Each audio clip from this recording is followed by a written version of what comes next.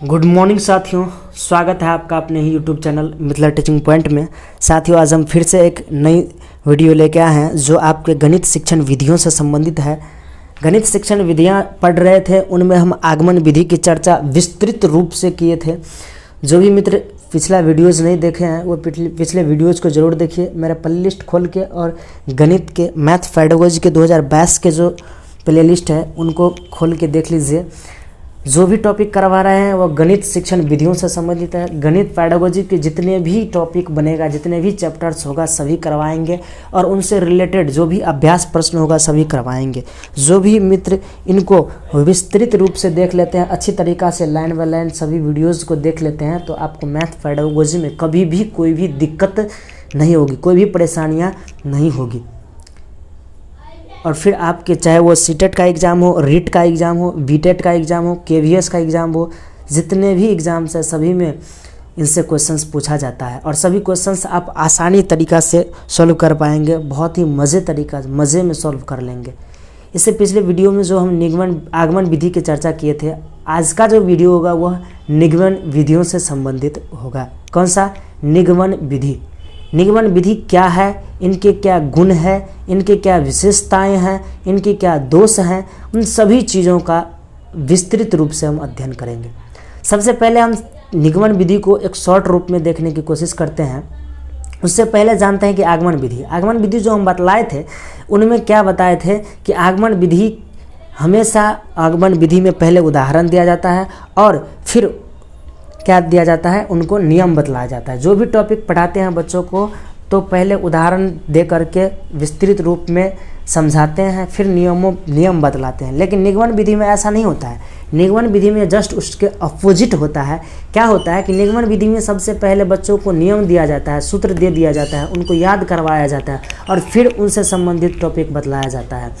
तो देखिए निगमन विधि, इस विधि में बालकों को पूर्व में ही मतलब पहले ही हल करने के लिए दी जाती है। पहले ही उनको हल करने के लिए दी जाता है। क्या? सूत्र दे दिया, सवाल दे दिया जाता है और सूत्र के माध्यम से, अर्थात यह आगमन विधि की विपरीत विधि है। आगमन विधि के क्या है? विपरीत विधि है। निगमन विधि के प्रतिपादक प्लेटो को माना जाता है, आगमन विधि का अरस्तु को माना जाता है, और निगमन विधि का प्लेटो को माना जाता है। निगमन विधि के प्रतिपादक कौन है? प्लेटो है। आगमन विधि के भी कुछ सूत्र देखे थे, अब निगमन विधि के भी कुछ सूत्र देख लेते हैं। निगमन विधि के शिक्षण सूत्र। निगमन विधि के सूत्र है नियम से उदाहरण की ओर। सही बात है, सबसे पहले बच्चों को नियम बतलाते हैं, फिर क्या बतलाते हैं? उदाहरण बतलाते हैं। सूक्ष्म से स्थूल की ओर, बच्चों को पहले 0 लेवल से स्टार्ट करते हैं, थोड़ा करके विस्तृत रूप बतला देते हैं। सामान्य से विशिष्ट की ओर, सामान्य बातों को बतलाते हुए एक विशिष्ट बातों तक जाते हैं, विस्तृत रूप से बतलाते हैं। प्रमाण से प्रत्यक्ष की ओर, पहले जो भी वस्तु सामने नहीं भी होता है उन वस्तुओं के बारे में बतलाते हुए क्या करते हैं? प्रत्यक्षतः वस्तुओं के बारे में बतलाते हैं। अज्ञात से ज्ञात की ओर, जो टॉपिक पढ़ाते हैं उन टॉपिकों से संबंधित बातें नहीं भी पता होता है बच्चों को, उनके बारे में बिना उदाहरण देते हुए पहले अज्ञात बातों को बतलाते हैं, और फिर जो सामने प्रस्तुत होता है। मान लीजिए कोई सवाल सॉल्व करते हैं गणित में, एक छत्रमिति का सवाल लेते हैं, तो वो क्या होता है? उनका आंसर क्या होता है? हेड होता है, छुपा हुआ होता है, लेकिन बनाते बनाते क्या होता है? बाद में ज्ञात हो जाता है, प्राप्त हो जाता है, वही होगा। तो आगमन विधि का सूत्र पहले देखे थे, यह है निगमन विधि, जस्ट उनके अपोजिट है। तो इनका भी सूत्र याद कर लीजिएगा बढ़िया से, इनसे भी प्रश्न पूछे जाते हैं। फिर है निगमन विधि के सोपान। आगमन विधि के कुछ सोपान पढ़े थे, अब निगमन विधि के सोपान देखिए। निगमन विधि के सोपान है सिद्धांत या सूत्र का ज्ञान कराना। निगमन विधि में क्या होता है? सिद्धांत बतलाया जाता है, सूत्र बतलाया जाता है, बच्चों को रटाया जाता है। आंकड़ों का परीक्षण करना, बच्चों को उन वस्तुओं के बारे में या उन टॉपिकों के बारे में आंकड़ा इकट्ठा करने के लिए कहना, उनके बारे में परीक्षण करना।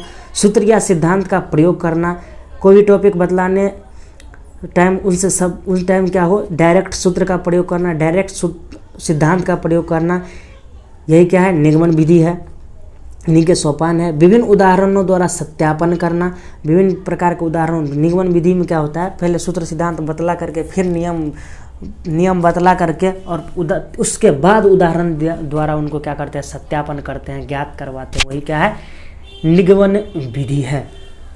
अब है निगमन विधि के गुण। देखिए निगमन विधि के गुण से भी प्रश्न पूछा जाता है। निगमन विधि के क्या गुण है? सरल तथा संक्षिप्त विधि मानी जाती है। निगमन विधि कैसा विधि है? यह एक सरल विधि है, संक्षिप्त विधि है।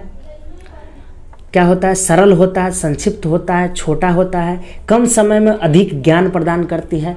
जिस तरह आगमन विधि में विस्तृत समय, ज़्यादा समय लगता था और कम ज्ञान प्राप्त होता था, लेकिन निगमन विधि क्या करता है, कम समय में अधिक से अधिक ज्ञान प्राप्त करता है, क्योंकि अधिक से अधिक बातें इसमें बतला दिया जाता है, समय कम लगता है।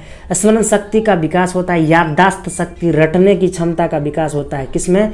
निगमन विधि में स्मरण शक्ति का विकास होता है। अधिकांश पाठ्य पुस्तकें इसी विधि पर आधारित है। अधिकांशतः पाठ्य पुस्तक किस पर आधारित होता है आजकल?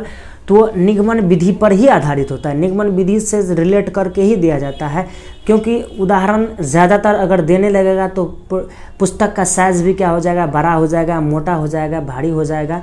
लेकिन जब भी वो नियम दे देता है, सिद्धांत दे देता है, तो वह सभी टॉपिकों को, जो भी टॉपिक बतलाता है, उन टॉपिकों को नियमों में, सिद्धांतों में क्या करता है, बांध देता है, सटीक रूप दे देता है। रेखा गणित की समस्या को हल करने के लिए सहायक है, उपयोगी है। रेखा गणित के जो भी फिगर्स वाले हैं, जो भी उदाहरण है, जो भी टॉपिक है, उन सभी को समझने में क्या करता है, सहायता करता है। कौन सा? निगमन विधि। निगमन विधि में अगर रेखा गणित को पढ़ाया जाता है तो उनमें सहायता करता है। उदाहरण से तो अच्छी तरीक़ा से समझ में आता ही है, लेकिन उन सब चीज़ों को याद रखने के, उन सब चीज़ों को मेमोराइज करने के लिए किनका प्रयोग किया जाता है? तो निगमन विधि का प्रयोग किया जाता है। निगमन विधि से संबंधित भी कई सारे प्रश्न पूछे गए हैं, कई बार सीटेट में भी प्रश्न पूछा गया है। जब हम प्रीवियस ईयर करवाएंगे ना, तो उनमें सारे के सारे टॉपिक से रिलेटेड प्रश्न आएंगे। अब है निगमन विधि के कुछ दोष भी है। तो देखिए निगमन विधि के दोष क्या है? क्या है? अमनोवैज्ञानिक विधि है जो रटने की प्रवृत्ति पर बल देती है। आगमन विधि कैसा विधि था? वह वैज्ञानिक विधि था। कैसा? वैज्ञानिक विधि। और वह रटने पर बल नहीं देता था। किस पर? समझने पर अधिक बल देता था। किस पर? समझने पर। तर्क शक्ति का विकसित होता है, उसमें क्रिया करने की क्षमता, कार्य करने की क्षमता का भी विकास आगमन विधि से होता है।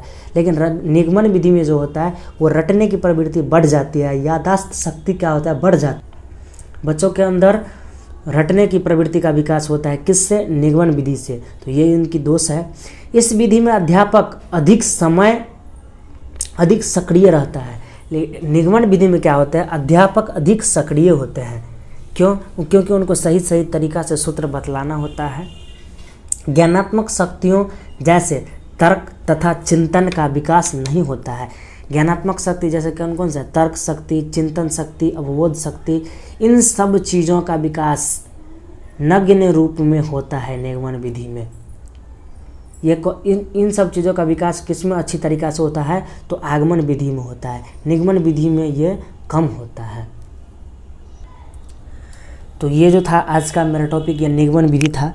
इतना ही पर रखते हैं दोस्तों, फिर मिलते हैं नेक्स्ट वीडियो में। और अगला जो मेरा विधि होगा वो विश्लेषण विधि, संश्लेषण विधि और कई सारी विधियां हैं, गणित शिक्षण विधियां, उन सब टॉपिकों को देखेंगे। आज का टॉपिक निगमन विधि यहीं पर समाप्त होता है। फिर मिलते हैं नेक्स्ट वीडियो में। जो भी मित्र चैनल पर नए हैं सब्सक्राइब करके शेयर ज़रूर कर दीजिएगा, और हाँ, बेल आइकन ज़रूर दबा लीजिएगा, जिनसे सारी नोटिफिकेशन आपको मिलते रहें। तब तक के लिए लेते हैं विदा। थैंक यू, धन्यवाद।